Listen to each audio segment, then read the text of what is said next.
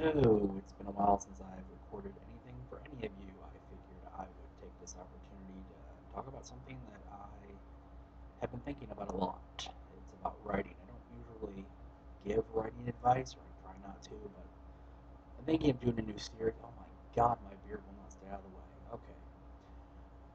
Just some stuff I've learned as an indie writer. I don't claim to be a great writer. I don't claim to be the next coming of anybody.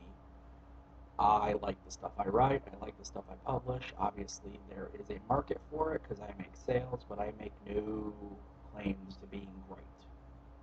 That being said, I'd like to toss out some advice. It will not be in any specific order. There will be no rhyme and reason between one video and the next, as far as I know, but just as the thought hits me. Right now, I want to talk about incorporating real historical places or people or cultures into your work. Um, for Frankenstein, King of the Dead, Book 1, I had to go into Victorian England, specifically the time of Jack the Ripper and Sherlock Holmes. I realize one is real and one is fictional, but mashup fiction is what I love, so yeah, deal with it.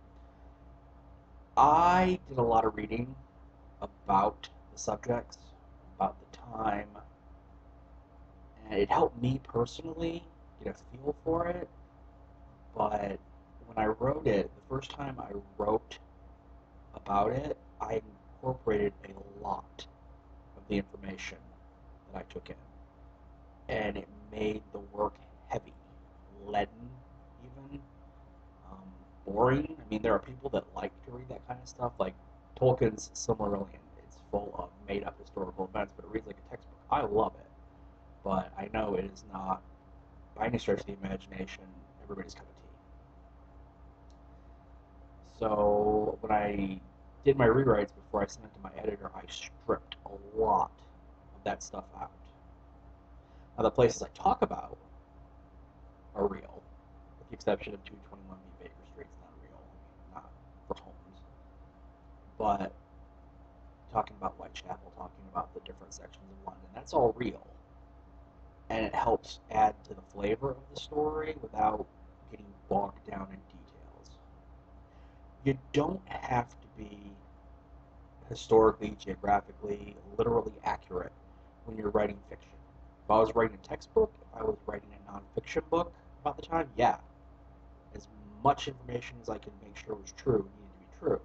This is fiction. You don't have to do that. A lot of writers seem to get caught up in trying to dump all this info on the reader, and it just doesn't work. Less is more when it comes to that kind of detail. Um, Always less is more. Always, well, almost always, go to the idea that you need to just not so much. Yeah, this is getting rambling. It's just something that was really on my mind because I had worked through a lot of that and just thought I'd share.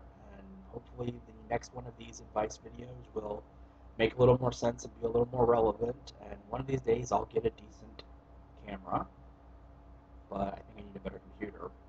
I did upgrade my headset. I realize it's not a microphone sitting like over to the side where you can't see it, which would be better, but I mean it's a lot better headset. So there's that. Um, that's it for now. Talk to you later.